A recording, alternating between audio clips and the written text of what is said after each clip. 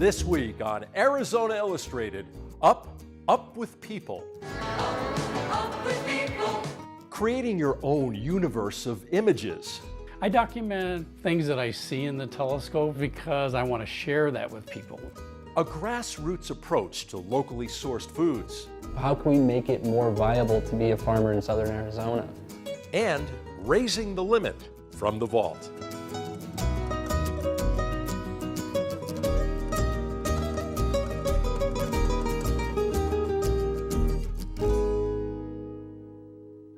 Welcome to Arizona Illustrated. I'm Tom McNamara.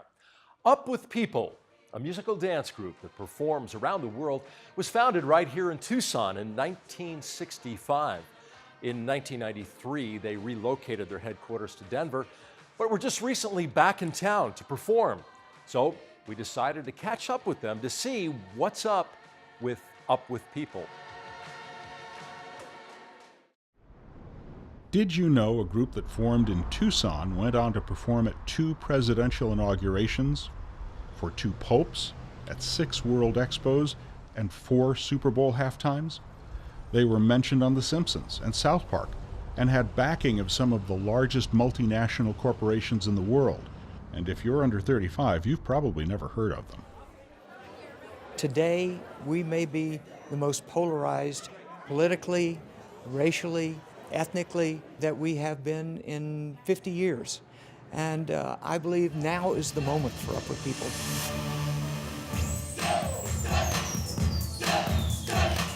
Welcome to Up with People Day at the Pima Community College downtown campus. It's hard to estimate the size of the crowd because people keep getting out of their seats and running on stage. Before long, more people are on stage than in the audience. That seems to have no impact on the group's enthusiasm, though.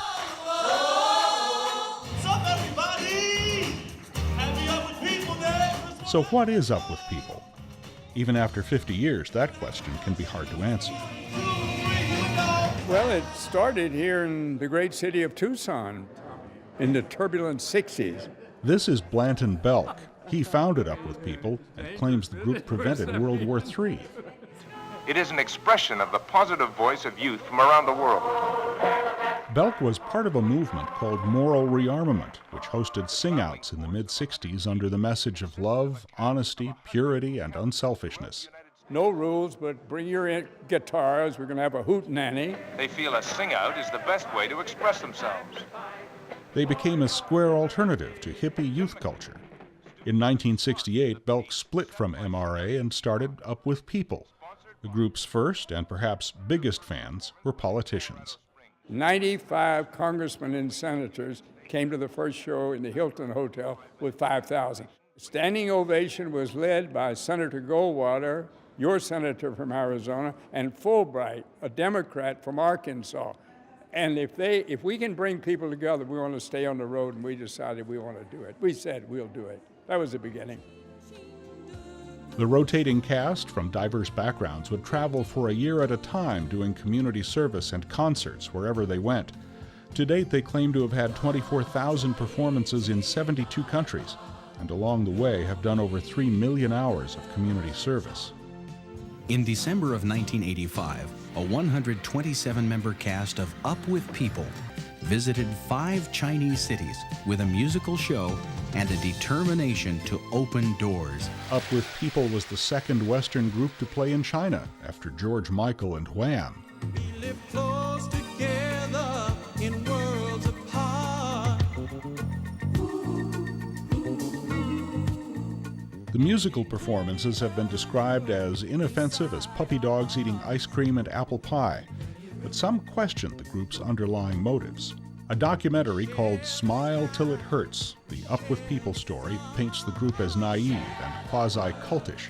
It is also a season for unofficial diplomacy and the warmth of friendship. The film criticized its ties to large multinational corporations, which might have gained from the group's diplomatic efforts. Did you like it? That's an understatement. Some Tucson residents and former cast members remember it differently. I joined Up with People as a student in 1986, so July of 1986 was my first trip west of the Mississippi River. Mr. Belk and my dad were good friends. I grew up with the family, and I thought, okay. And I wanted to be a fundraiser, which I am now. Brian Cantor and Julia Waterfall Cantor met while working with Up With People and have been together ever since. They say the experience was life-changing. To say it's special is putting it mildly. I would consider Up With People the single greatest leadership training program in the world. And then there's this thing, yeah, oh yeah, I met my husband, so it was life-changing. Music has always been a reflection of the times. At the height of its popularity, Up With People had multiple casts with hundreds of members touring the world at the same time. Their enthusiastic performances inspired today's Super Bowl halftime shows. Before Up With People, marching bands were the standard. Ladies and gentlemen, Up With People! During the 1982 Super Bowl in Detroit, Up With People gave a halftime tribute to Motown. The performance was panned by critics, and Sports Illustrated rates it as one of the 10 worst halftime performances in history.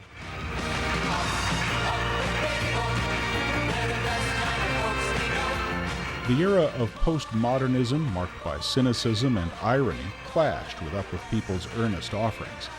Corporate funding declined.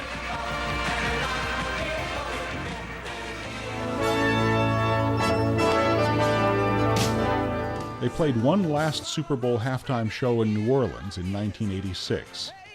In 1993, the group moved its offices from Tucson to a suburb of Denver, and in 2000 it suspended operations. This is really special. You'll find a lot of people know Up With People here. In 2005, Up With People relaunched in a smaller, more manageable form. Cast members travel for 20 weeks or one semester at a time. Today, they've arrived in Tucson, the third city on their tour. The incredibly diverse cast will do 2 days of community service at local organizations and play 2 shows at the Fox Theater. While in town, members stay with host families who arrived with bizarre signs, clues, and identifiers to find their guests. To date, the organization claims that over 800,000 families across the world have hosted cast members. They say this builds meaningful relationships. It also saves money.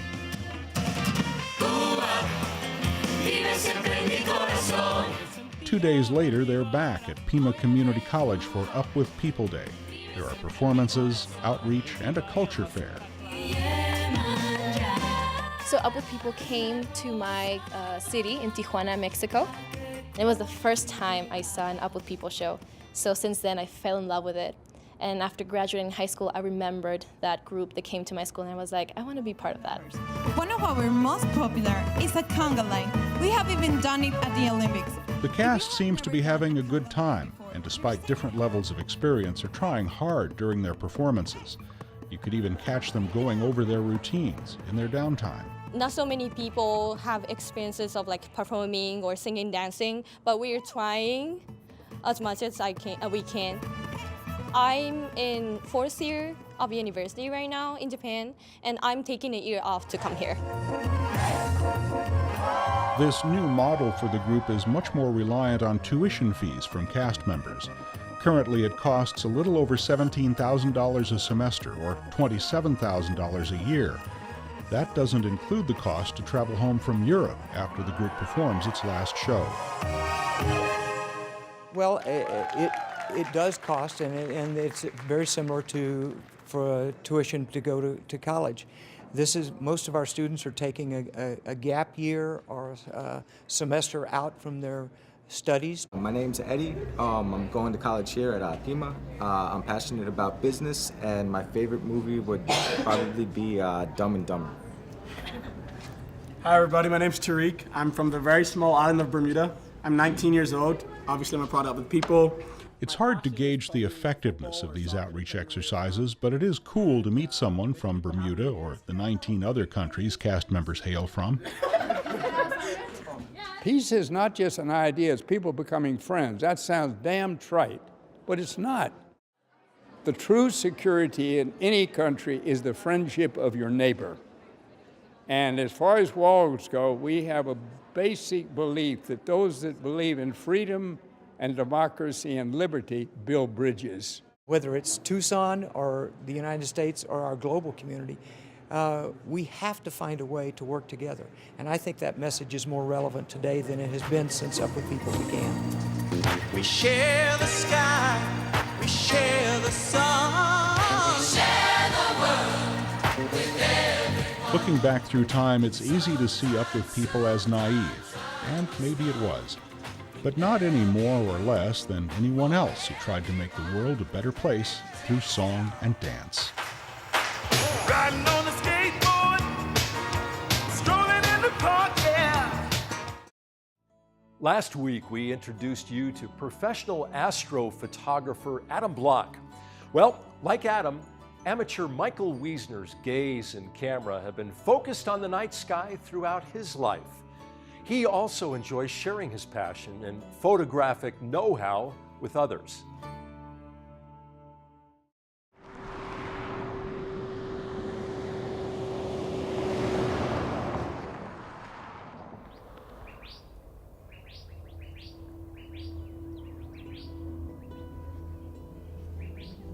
There's a connection to the night sky that those city dwellers don't really appreciate, and it's hard to describe. Back when I was like 6 years old, early 1950s, my older brother Paul took me out in the backyard and showed me the night sky. That's where I fell in love with astronomy.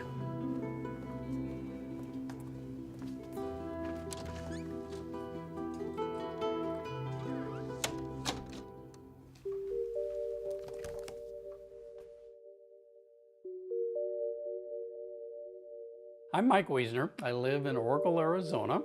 I'm an amateur astronomer and have been for many, many decades. And I certainly enjoy the opportunities to participate in the things in the night sky. This is my man cave. A lot of astronomy books are in here. You'll see lots of various pictures and other space-related paraphernalia in here, as well as some of my flying stuff from when I was flying in the Air Force. Well, I was a teenager back in southern Indiana. My mother gave me a telescope for Christmas in '61, and pretty quickly I decided I wanted to take pictures through this telescope. So I used her little roll film cameras and mounted it up on the telescope and started taking pictures of the moon and what I could of some planets and things with that simple little telescope. So it's been my passion for a long, long, long, long time. From a dark sky location like Oracle, you can actually see quite a bit of detail just by looking up with your eye. This photograph is one of the ones I like to do. Here's my telescope, obviously, but the telescope is actually looking at the moon. And the moon's image is being projected out of its eyepiece onto the dome of the observatory. I have fun taking those kinds of pictures. I document things that I see in the telescope for several reasons. Primary is because I want to share that with people and let them see kinds of the types of things they could see if they were to look through a telescope, theirs or mine. But I also want to share the fact that they can also do those kinds of pictures. So the fact that I'm doing it with very basic equipment should let them know that they can do the same thing. What star in the sky is brighter than Sirius? There aren't any. Not visually. Well, okay. But I teach this course, Beginner Digital Astrophotography, out at the park. And I show people how they can use the equipment that they have to take pictures of the night sky, whether it's with their digital camera or with their smartphones. Oh yeah, now I see it. Oh my gosh! Oh my gosh! It's a little moon, yeah. I didn't realize how many things there were up in the sky till I got down here, because up in Oregon, unless we're over in the desert in eastern Oregon, you can't really see things. But here you can see the Milky Way. I used to see that when I was a kid. I haven't seen it for decades. By the early 2000s, I'd made the switch totally over to using digital cameras of various models. But I'm also using an iPhone for a lot of my astrophotography. So if you have a smartphone, you can do some of these same kinds of pictures. You can actually mount this on a tripod by taking this piece off. And so this little piece right here up would mount on a tripod, kind of like that. The camera of the iPhone sees what your eye would see if you were looking through the telescope with just your eye. So you're taking a picture of what you would see. The objects in the night sky are beautiful to look at, and being able to capture pictures and show those to your friends, say, hey, I took this picture, is kind of neat. So I want people in the audience and people out in the community to be able to have that same kind of joy that I've got.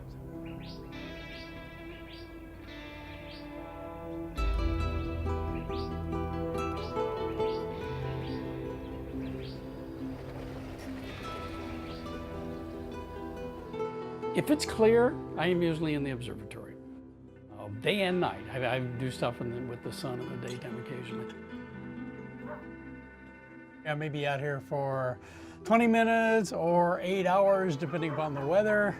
And tonight we have some clouds, so I'm not going to be out here for very long. We have a nice little crescent phase of Venus tonight. Getting this word out about our dark skies in this area and in other places around the world, it's important because people need to step back from their daily lives and go out and experience this night sky culture that's been part of the human existence for thousands and thousands and thousands of years.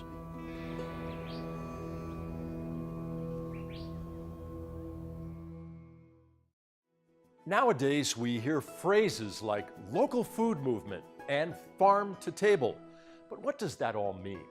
Well, one local entrepreneur has taken matters into his own hands, connecting farmers and growers with Tucson chefs who are seeking quality produce.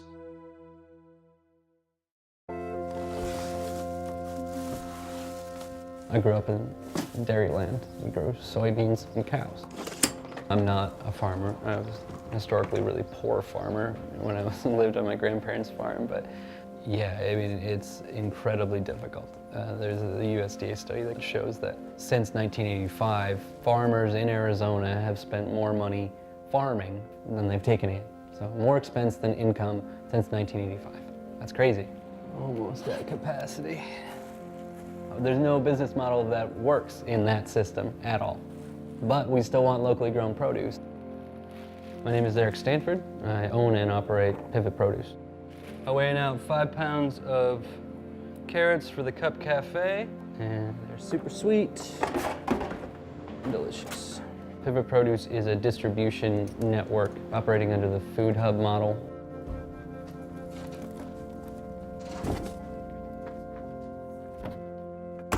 I'm purchasing produce and fruits from small farmers in southern Arizona, and I'm distributing their produce to some of the best restaurants in downtown Tucson.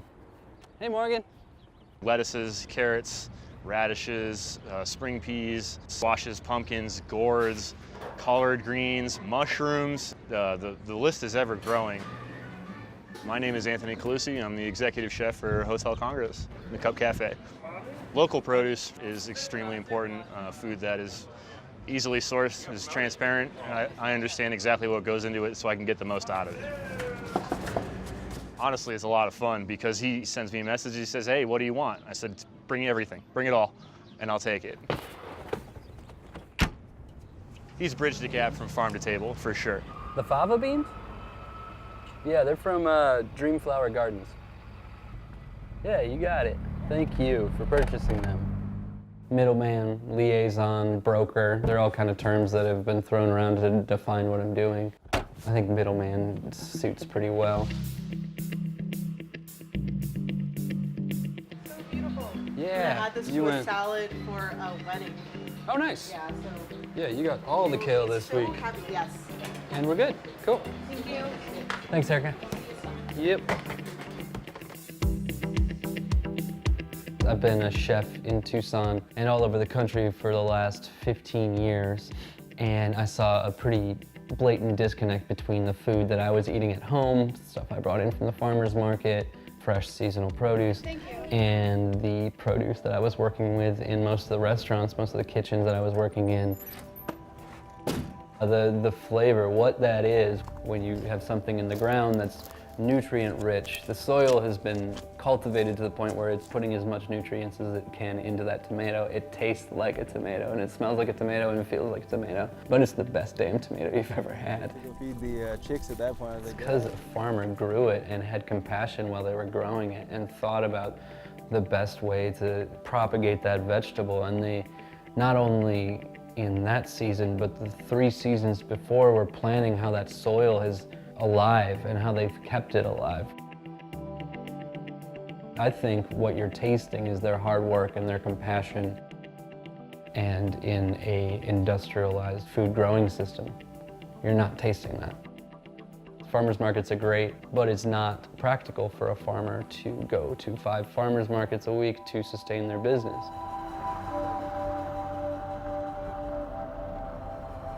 We're headed to the southwest side of Tucson to the Breckenfeld's family farm. They've been farming this plot of land for something like 32 years. It's a really interesting... When you break it down to the raw core of what we're trying to do, I'm trying to make sure that they're spending more time growing vegetables rather than worrying about where they're going to go, how they're going to sell them, who they're going to market to, do they have to find a new restaurant or market or whatever. Let me take care of that, basically. All right, yeah, let's see what you got going on. And that's what we've been doing. I haven't been out here in a little while. Going out to the farms, physically being there, and going through and tasting crops out of the field and getting the subtle differences. I mean, that's the best part of my week. Let's weigh it off, because they might want to use some of this. Right? It's so sweet, good. Buttery. How many pounds did you harvest last year? He's a fellow Wisconsin person. we kind of hit it off right off. This is all the flour that's what you're eating. My name is Don Breckenfeld. Actually, I'm a retired soil scientist with the USDA. After I retired, I just got crazy with the gardening and took my own advice now, and growing my own vegetables. This is the ancestral floodplain of the Santa Cruz, so these soils here are very rich, and they've been in production. It dates back to 6,000 years ago. Very delicious, great for salsa. I'm loving it. That's great. Right now, we got a garlic crop that's about ready to come out, and we grow 14 different varieties of garlic. We grow 5 different types of kale, 3 different types of spinach, beets. We're also getting ready to put in tomatoes. We grow 22 different varieties of tomatoes, and then the peppers will be going in here shortly. Yeah, it's hard to pick because I love all of it. It's just part of me. I just love growing things, and I like growing food for people, and we know it's going to go to good use. What a lot of farmers have said about me is that I'm bilingual, in that I speak chef. I know that culture, I know the back of the kitchen, I know the mindset that is of a chef. And then I've come to learn what it takes to be a small grower and learned the language of that. Hit it with a little bit of apple cider vinegar. That steams it. That sounds good. You can talk to Eric, and he understands what you're talking about, the different flavors. You think of garlic as just garlic, and I can tell him, this one's nice and hot, this one has a floral taste, and you can see the wheels turn in his head, how he can cook with this.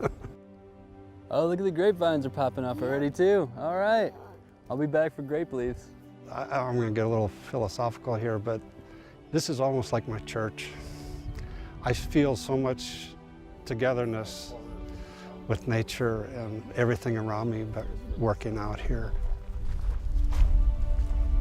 I almost feel like the plants can talk to you after a while, and you just start reading what they're saying, and you just take care of them. Carrots taste more like carrots. Peaches taste more like peaches. The strawberries taste more like strawberries. The flavors are really big, and it's very unexpected, and I think it's just a great side effect of getting local food. It's hard for a farmer to drive to me. It's hard for me to drive to a farm. So he's doing the work for me. And every Wednesday I get a little inventory slip from him. This is what I have. And I said, great, let's bring it on. Mitch, I just got to go to the front desk. I got a check waiting up there for me. Oh, there I am. I see it. I see it. All right. Thank you. See you next week. All right, Tone. Talk to you soon. Appreciate it. Thank you. So I'm not saying that local produce is going to take over the market. We're all going to be eating what's grown in Tucson because we live in a desert. I don't think we could produce enough for 1 million people to sustain here. But I think it's an important thing to work towards. How else can we help? How can we make it more viable to be a farmer in southern Arizona? That's what's important, is making it more viable.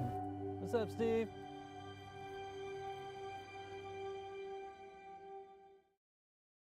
In the midst of the gas crisis in 1974, a federal law was passed that prohibited speed limits higher than 55 miles per hour.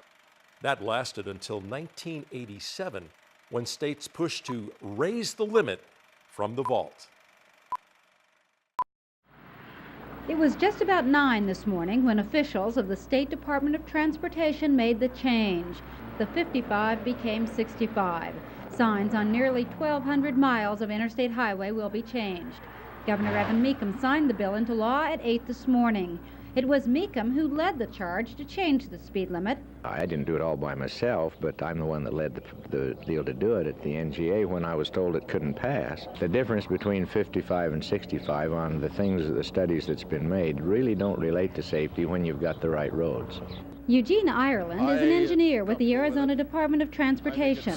It reflects more nearly the position of the people and how they want to drive. While the speed limit signs may read 65, what they may actually mean is 70. My understanding is that the patrol will start citing over 70. As for those who drive on the highways, the reviews are somewhat mixed. The higher speed limits may be good for business, but somewhat less safe. I think it's great. I don't think trucks will abuse it too much, the majority. It'll help us to get to our destinations quicker, and we'll make more money. So I'm worried about the older people on the road. They're not going to be used to it. It is a mix between low speed and high speed. It definitely requires more careful driving. Drivers are honking. They're obviously pleased. It sounds like it, yeah.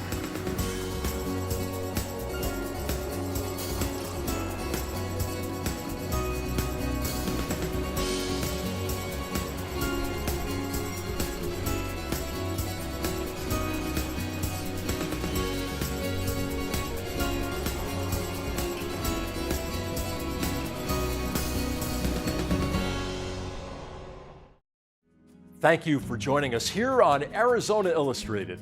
I'm Tom McNamara. See you next week.